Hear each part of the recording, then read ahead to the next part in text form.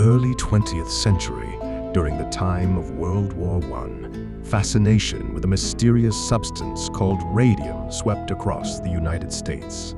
Radium was believed to be a miraculous element. It found its way into various products, from toothpaste to cosmetics, promising vitality and a radiant glow. But beneath this charm lay an ugly reality. So join us as we reveal the shocking story of Radium Girls.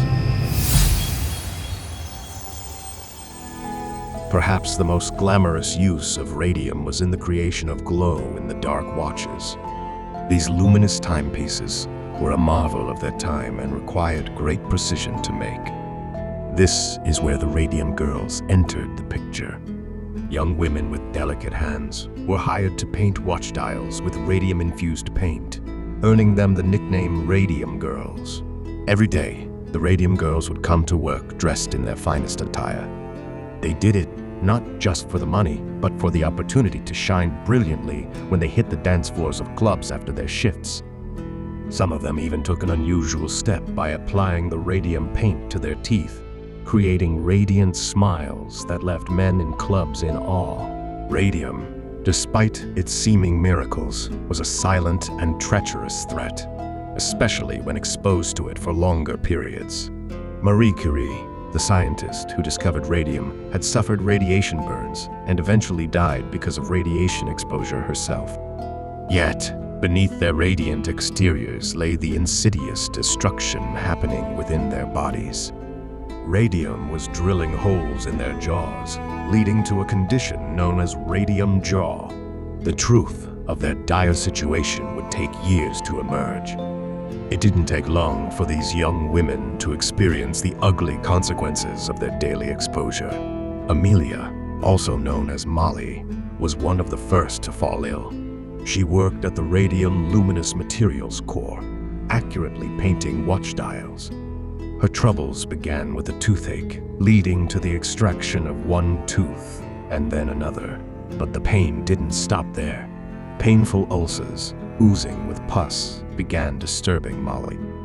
Her condition worsened, and eventually, she died because of a massive hemorrhage in 1922. Shockingly, her death certificate inaccurately stated syphilis, a sexually transmitted disease, as the cause of her death. Other Radium Girls fell ill with similar painful symptoms.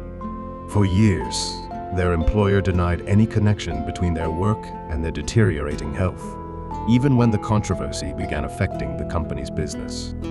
Finally, in 1927, attorney Raymond Barry stepped in to take up the Radium Girls case. Many of these young women were on the verge of death and had no choice but to accept out-of-court settlements.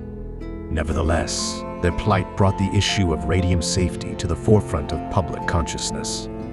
The legacy of the Radium Girls is a significant one. Their case marked one of the first instances where a company was held accountable for its employees' health and safety. It led to significant reforms and the establishment of the U.S. Occupational Safety and Health Administration.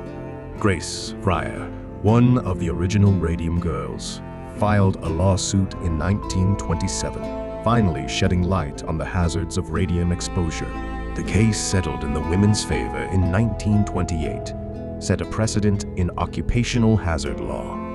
The survivors received compensation, and death certificates began accurately reflecting the cause of death. Radium paint was phased out, and the Food and Drug Administration banned deceptive packaging of radium-based products. Today, we remember the Radium Girls as pioneers in the fight for workplace safety. Their sacrifices led to crucial reforms and safeguards, ensuring that workers are protected from the dangers of the materials they handle. This is a story of tragedy, resilience, and the lasting legacy of those who dared to stand up for their rights. Subscribe to Truth Revealed to stay intrigued and informed.